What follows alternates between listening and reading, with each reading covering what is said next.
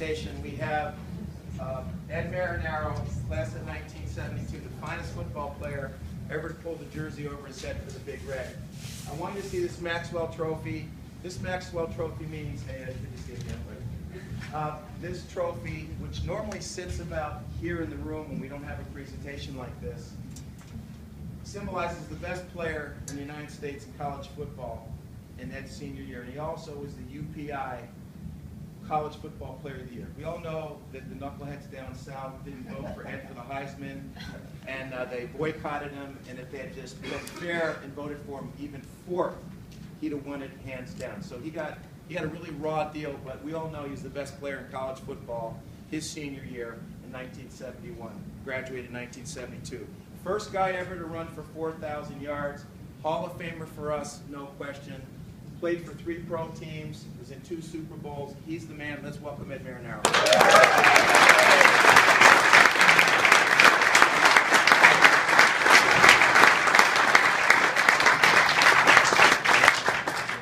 Thank you very much.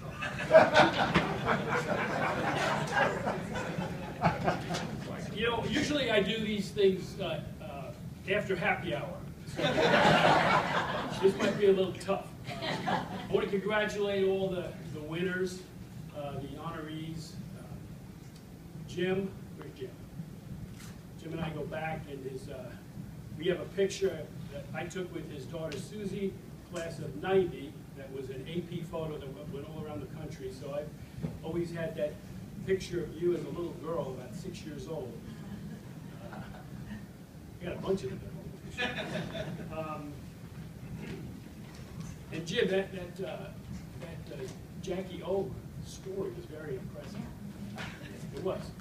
But it's a little known fact that I was the first guy to ever call Jennifer Lopez J-Lo. Swear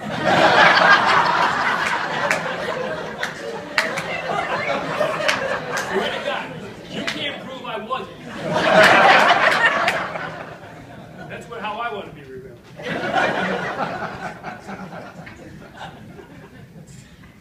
I have some things I wanted to say here.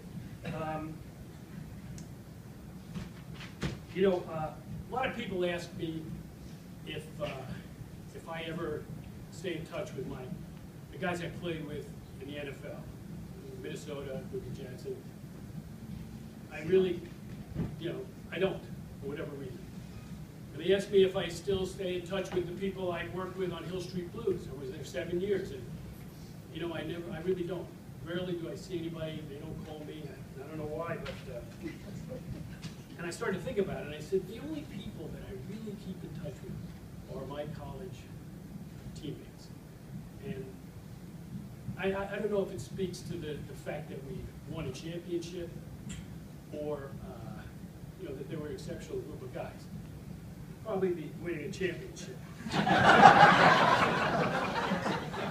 My experience as a Cornell football player, with the exception of some bullying incidents back in 1969, from Murkowski and Shell, I'm calling you out now. It was a great experience, and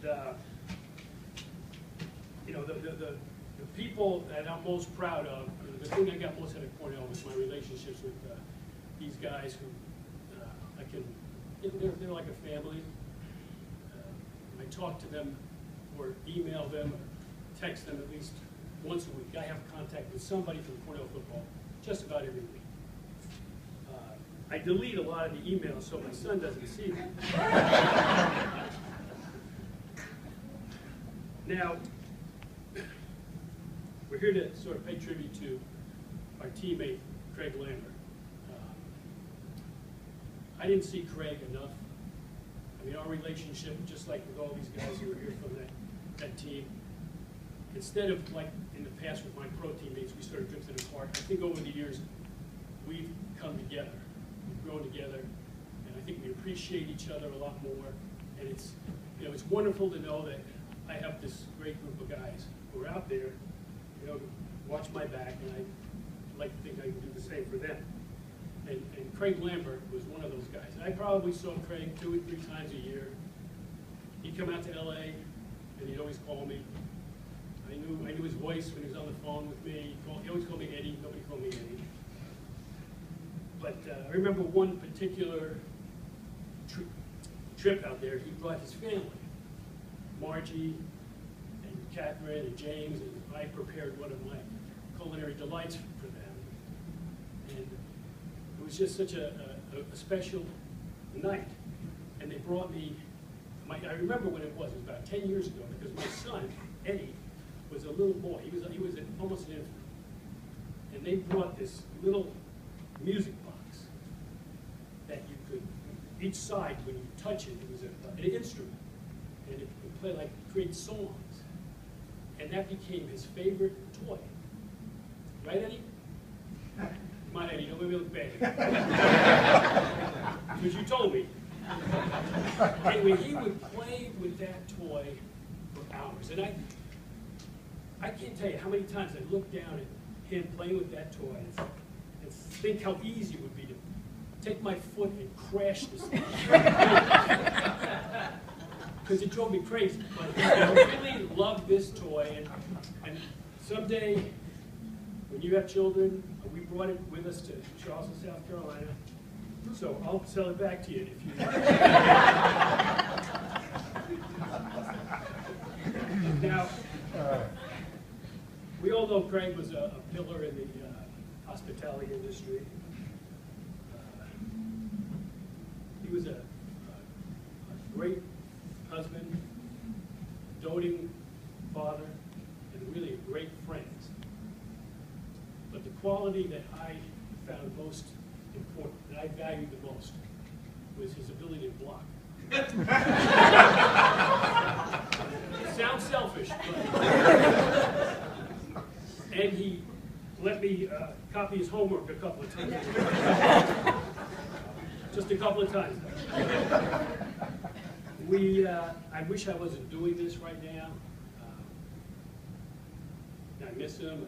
Seeing that picture of him is tough, but we're here to celebrate his life, and that's why he's going to be he's the recipient of the Joe King Award. So why don't you guys come up? Margie, come on up here and say something.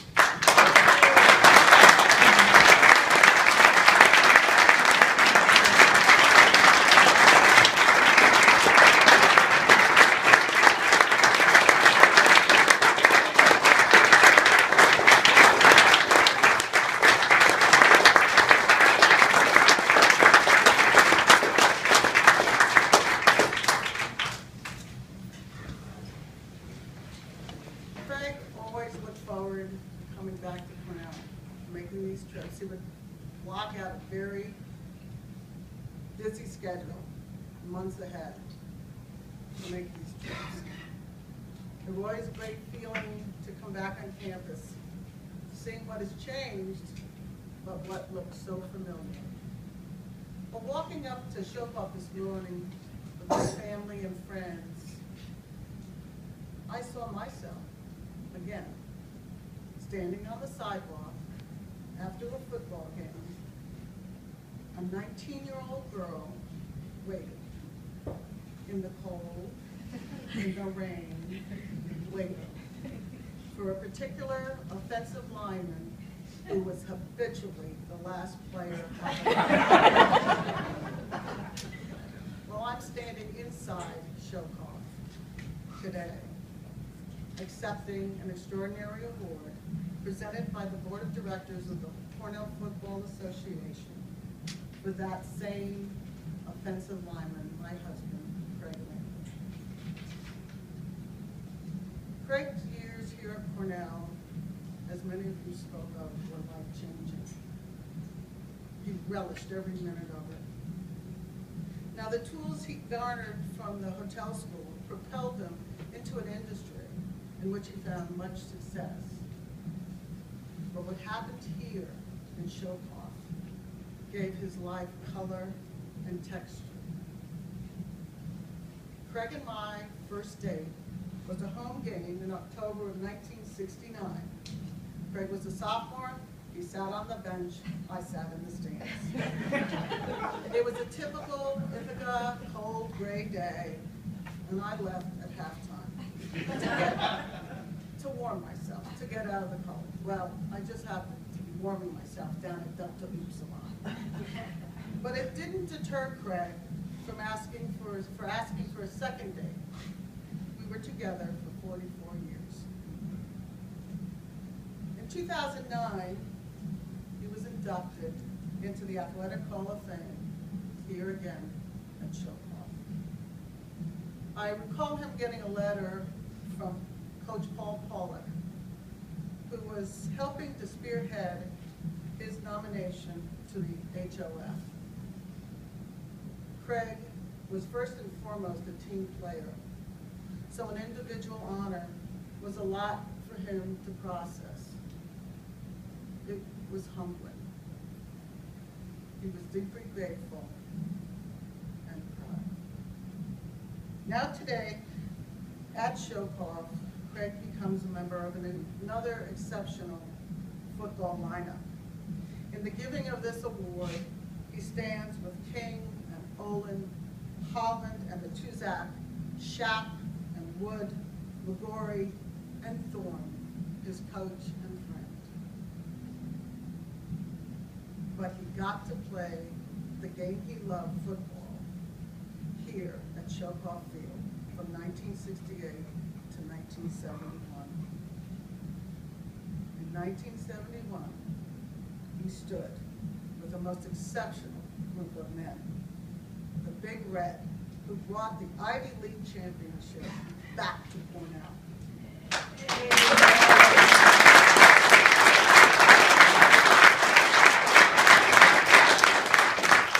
Members of this championship team are here today, along with their coach, Paul Pollock, and the leader of the 150 squad, our friend Bob Morrow and Coach Cullen. I want you guys just to stand up.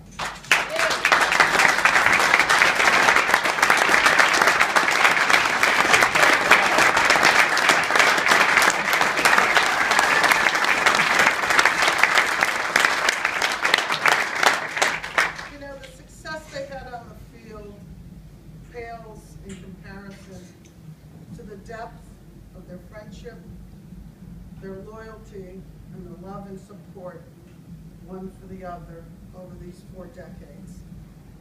They say you can tell a lot about a man by the company he keeps. And by seeing them together, by their presence here today, you know you can tell a bit about Craig Lambert. To our family and our friends who have come distances to celebrate with us.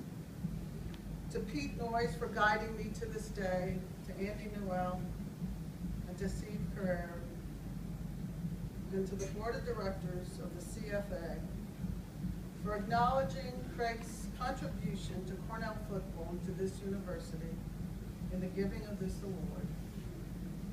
Thank you. My husband thanks you.